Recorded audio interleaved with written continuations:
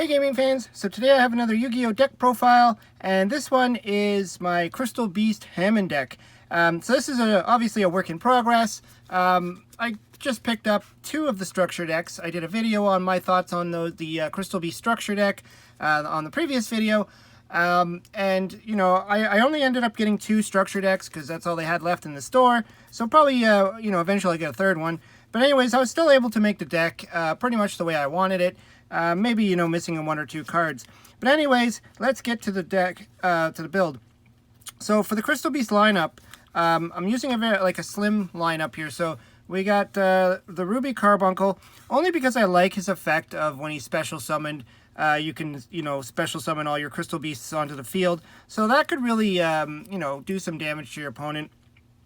And then for the others, I have the Topaz Tiger, just because of his strength of 1600, but then he boosts up to 2000 when he attacks. So, you know, just to get a nice little beat stick on the field. And then we have, of course, three of the Sapphire Pegasus. So this is like your main card that you're always going to want to pull out. Because he gets the continuous spell, you know, these guys to the spell and trap zone.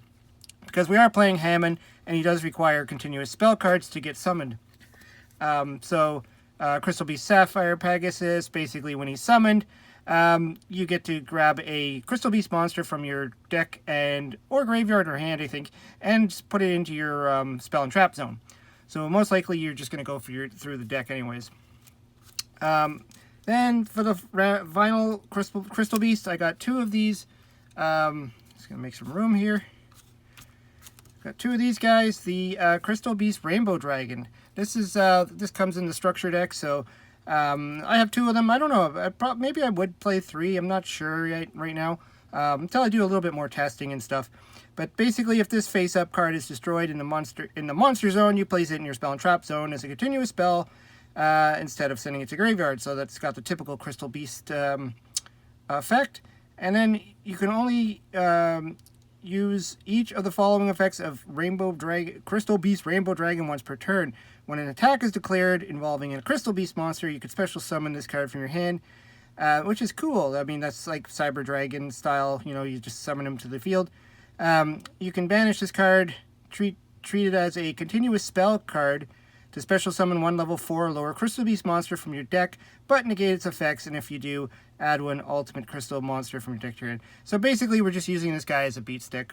3000 attack, you can get him on the field fairly easily. You just need to attack with your Crystal Beast monster.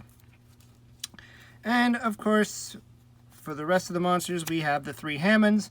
So this is what the deck is pretty much based on, just using this guy as your beat stick. He's 4000 attack, and you must be special summoned by sending 3 face-up continuous spell cards you control to the graveyard. And then if it destroys an opponent's monster by battle, it sends it to the graveyard and inflict an extra 1000 damage to your opponent. So that could wipe your opponent out if you have, like, say, this guy out, and then you got your Hamon out, and then, you know, that's 4, 5, 6, 7, and then the extra 1000 to complete the deal. You know, well, depending, I mean, obviously if your opponent has a lot of life points or you don't, you know, you'll still probably need one more attack. But anyways, just to do all that extra bit of damage. Then we have two of the Crystal Keepers. Again, these guys were in the structure deck, so if you picked up the structure decks, you could easily build this deck. So pretty much I like this guy mainly for his boosting effect.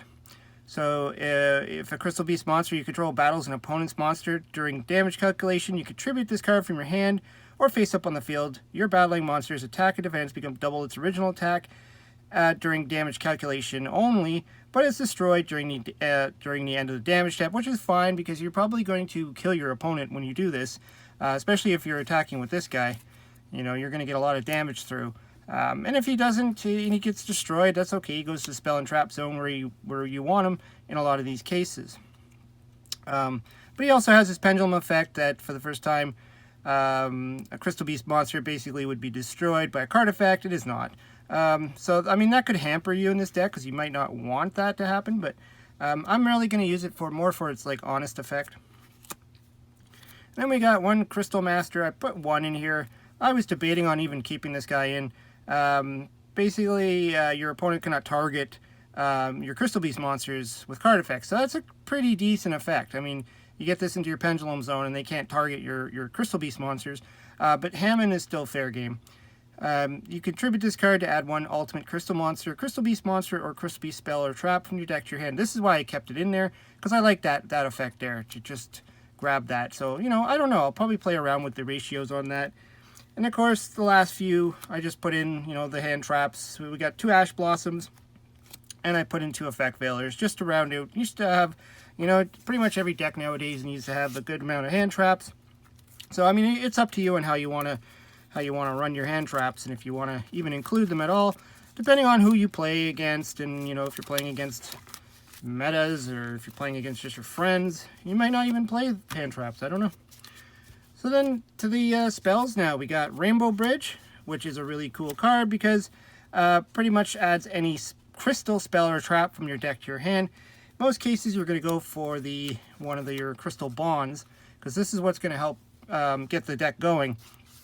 And so Crystal Bond is you add a Crystal Beast monster from your deck to your hand and place one Crystal Beast monster with a different name from your deck face up in your spell and trap zone as a continuous spell. So you'd probably go and grab your Crystal Beast Sapphire Pegasus and then specials or bring the Carbuncle to your spell and trap zone. I mean, it's really up to you. Or you can grab the Topaz Tiger as well. Then we have, for the continuous spells, because we need continuous spells for Hamon as well. I mean, even though the Crystal Beasts do help as being continuous spells as well, but we also want to have some natural ones. So this is Rainbow Bridge of the Heart. This is also in the structure deck. During the main phase, you can normal summon one Crystal Beast monster in addition to your normal summoner set. So that's pretty cool that you get the double summon effect, because you might need that. And then you can only use the effect of Rainbow Bridge Heart once per turn. During your main phase, you could destroy one Crystal Beast card you control in your hand, and if you do, add one Crystal Spell Trap from your deck to your hand. If a Crystal Beast card is placed in your spell and trap zone, even during the damage step, you could target one card your opponent controls and return both that card and this card to the hand. So that can help, you know, get rid of some nasty stuff off your opponent's board. Really fun to play with. Then we got, for Hamon support, we got 3 Opening of the Spirit Gates. Again, this was in the Sacred Beast structure deck. So a lot of these cards I'm using could be pulled in the structure decks, which is good, especially for budget players like me. Then when this card is activated, add one Uriah or Hamon or Raviol. Basically, you grab your Hamon from your deck to your hand. Once per turn, you could discard one card, special summon one Fiend monster with 0 attack. So you're not playing any Fiends, so this ain't going to do anything. And then once per turn, if you control a level 10 monster, which is Hamon, you could add one continuous spell from your graveyard to your hand. You can only activate this once per turn. So, I mean, we're really just playing this to grab your Hamon as fast as possible because of its first search effect. Then for the rest of the Hamon support, we got 2 of the Carillion Skyfires. So to special summon Hamon using its own procedure, you can also use face down spells. So, you know, there's some regular spells in this deck that can also, you know, help you get that Hamon onto the field really fast. And then once per turn, while you control an attack position Hamon, the Lord of Striking Thunder, you can negate any spell or trap effect activated by your opponent, then change one Hamon you control to defense position. If a face-up Uriah or Hamon or Raviol leaves the field, you take no damage for the rest of the turn. So, really cool card. Again, helps you out with your Hamon. Then we got 1 Fallen Paradise because, you know, you don't only really need 1. I mean, like, it's good if you pull it. If you don't pull it, it's not really detrimental. But what it stops your opponent from doing is targeting your Hamon with card effects, and then also these monsters cannot be destroyed by your opponent's card effects while you control them. If you control one of the Sacred Beast monsters in your monster zone, you can draw 2 cards. So, and you can only use it once per turn. It's a field spell, so you know you can only have 1 active anyways. I'm not playing the Crystal Beast field spell. If you like that one, throw that one in there as well, or instead of. I just thought it was cool because of the draw 2 cards. And we got 2 Crystal Promise. Another card that can be grabbed with your Rainbow Bridge if you want to. Basically, it's a special summons a Crystal Beast from your Spell and Trap zone to the field. So if you have your Pegasus there, you'll special summon the Pegasus, and then you'll get another card in your Spell and Trap zone. Or your Crystal Beast Rainbow Dragon, or whatever, you know, the Ruby Carbuncle would be a good one if you have a bunch of other Crystal Beasts, just to flood the field with monsters. I threw in one rare value, again, just for the draw power. It's always nice to have draw power. I mean, it kind of goes against what we're trying to do here, because you don't want to lose your Crystal Beast cards. But, you know, just if all you have in your Spell and Trap zone is, say, well, just the Carbuncle or something, or one of the Crystal Beasts you don't need, you could trade it in for 2 cards. I put in Pot of Desires, again, just for the speed, just for draw. I mean, it could backfire. I mean, it could banish all your Hamons, and then you don't have any Hamons to summon. But, you know, you got to play it by, you play it by ear. If you have a Hamon in your hand, or if you have a card that searches them out, hold on to the Desires until you need it. Then, Raigekis. I put in 2. Basically just to try and propel the speed of this deck, to try and kill your opponent as fast as possible, because that's really what this deck is trying to do. Just to pull out the big monsters really fast. And then if you got Raigeki in your hand, you can wipe out all your opponent's monsters and go for that free attack. You know, it's just something that's fun. And then I put 2 Crystal Miracles for the traps. Again, I only picked up 2 structure decks, so I only have 2 of them. But I don't know if I'd max out on 3 or not, because it does require a Crystal Beast card in your Spell and Trap zone, which probably will happen a lot. So basically, if a spell, or trap, or a monster effect is activated, destroy 1 Crystal Beast card you control, and if you do, negate the activation and destroy that card. If a Crystal Beast card is placed in your Spell and Trap zone while this card is in your graveyard, even during the damage step, you can banish this card to place 1 Crystal Beast monster from your hand, deck, or graveyard face up in your Spell and Trap zone as a continuous spell card. So it's really cool. It helps get those back into the Spell and Trap zone. And of course, for winding it all up, I threw in just a regular counter trap, you know, Solemn Strike. You could put in Solemn Judgment, Warning, whatever your preference is. Or just the other Crystal Miracle if you want to max out on 3, because it's a good card. So that's basically what the deck is that I put together, the first mock of this deck anyways. I'd like to hear your thoughts, and what would you change out, or what would you play? Is there anything I'm missing? Because there's you know, it's a little difficult to build, because you want to play every single card that's good for each theme, but then you run into a deck that's too big.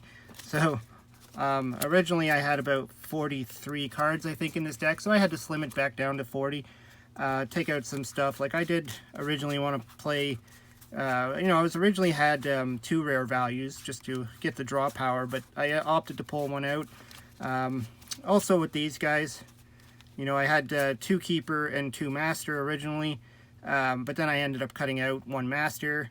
You know, just ratios to play around with. Anyways, let me know what you think. Throw some comments down below. Hope you subscribe.